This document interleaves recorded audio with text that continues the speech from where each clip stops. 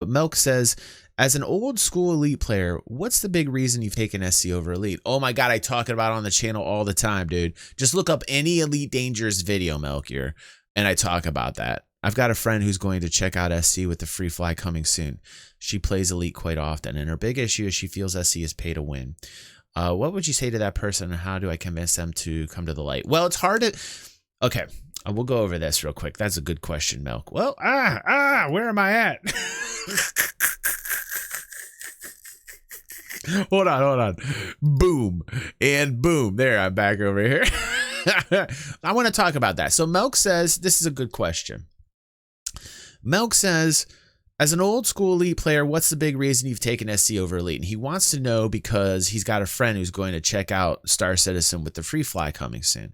She plays Elite quite often. And by the way, I would play with her because she's not going to pick up Star Citizen if she's going in solo. And I said that the other day in the video that I did about free fly. If these people are coming into 3.10 solo, they'll leave just as quick as they entered. So like definitely, you know, hold her by the hand, Milk, and then take her into the game and play with her and show her around. And I think she'll stick around if you do that, because that's the difference between Star Citizen and Elite. And one of the reasons is that I switch is the community. I won't get into it because I talk about it a lot. I talk about that a lot on the channel. And I'm going to give Elite Dangerous one more shot because of Odyssey.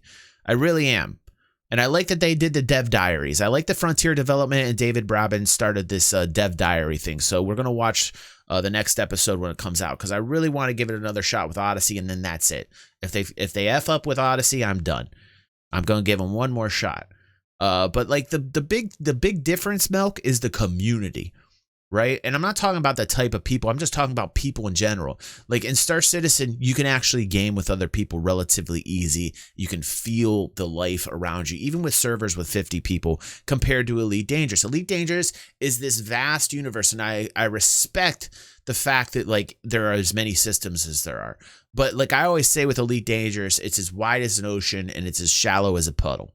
Because, you know, the gameplay is very simple. It's A to B fetch quests all day long, which is why I don't want Star Citizen to focus on the A to B mission fetch quests, but they got to put that stuff in. They got to layer that stuff first. I get it. But I've always been more about the persistent universe and having player-to-player experiences. And I think that the opportunity and the potential in Star Citizen is far higher than Elite Dangerous. So that's the first thing I tell her, is like the community, right?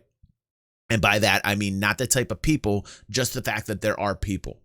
And that you feel like there are other people around. And if she's not that type of girl, then maybe she doesn't like Star Citizen. You know, maybe she wants to do the Elite Dangerous. There's plenty of people out there that like to play Elite. I call it just Elite. I don't even call it Elite Dangerous. I just call it either erectile dysfunction or I call it Elite, because there's absolutely no dangerous. There's no dangerous in Elite Dangerous.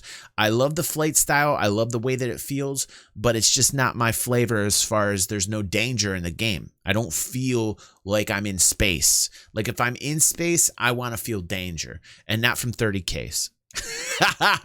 But I feel more danger when I'm in Star Citizen. Yeah, there's absolutely no value added gameplay. Absolutely, Dev. Absolutely, dude. And that's why, and this is the thing why I'm going to give Odyssey, their newest patch, this is why I'm giving Frontier Development one last chance, because I think they can pull themselves out of the grave in my opinion. I'm in a situation I can't play at the moment. Oh, Milk. Yeah, then make sure maybe hook her up with that, what is it? The teacher program that Star Citizen has. You know what I'm talking about, Milk?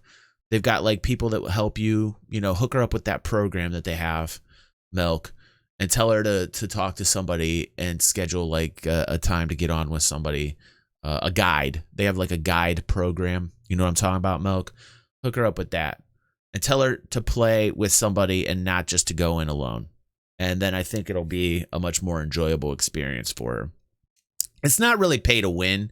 I mean, really, I wouldn't call it pay to win, because we don't even know what the economy is. We don't even have Quantum in from Tony Z. We don't even know what that's going to be like yet. We don't know if it's going to give us the supply and demand that we need.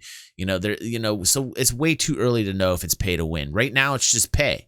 You know, right now it's just people are pledging to get the ships they want because ships are cool, and they are like, hey, you know, like I want to be able to like have an amazing fleet. And I personally think people are spending way too much money for what we're getting out of Cloud Imperium at the moment. And I think that we need to be a little bit more financially conservative here on the pledges so that we can, you know, put them to the test and say, hey, you know, like put our money where our mouth is, speak with our wallets and say, hey, we're not too happy with what's going on this year. Cut it back a little bit, and then, you know, watch them start to grind it out and give us a little bit more of what we're looking for, which is like a commitment to the community. Yeah, SE is definitely dangerous to your wallet. Red says, my major gripe with SE is at the moment you can QT in and out of atmosphere. Yeah, and I'm not big on that. I really am like old school, Red. I am with you. You know, like a lot of people bitch that you got to go like, you know, like remember the old school Lorville and you had to go like 90,000 kilometers above sea level. Like that was a little extreme, but like I would like there to be like some type of buffer. So there's some danger entering planets and exiting planets. You know, right now, absolutely agree with you, Red, because I want there to be that dynamic where there is danger. You know, everybody says, oh, it takes so long. Oh, it takes so long. But they forget the other aspect of the gameplay, which is the PvP and the player-to-player experiences, you know, and that can happen a lot in atmosphere, you know, a lot. What's up, Neff? And ships need crew. Yeah, and the other thing, right, Neff, and the other thing is like, and again, it goes back to the community, Neff, you know, it goes back to the people around you having a good time. Absolutely. Another reason why right now I'm much more into Star Citizen than Elite, even though Star Citizen's buggy and has all these issues, I still have a better time when I'm with a group of people in Star Citizen that is buggy as all hell versus Elite and all alone out in the vast 1 billion systems where everything is a bot. It's boring. And rinse, wash, repeat, next system bot, next system bot, next system bot. I'm not that kind of gamer. I'm not that kind of player. Like I can't do the grindy shit. I'm not into it. I'm not into the grindy stuff. And when they brought out engineers, it became 100% grind to get the same equipment I had prior to engineers. And then they brought out the Thargoids, and I really think they messed up the story. I really think the lore got kind of like miffed a little bit. And like personally, they tried, but I gave him an A for effort. But like for the follow through was not great. What's up, Zolento?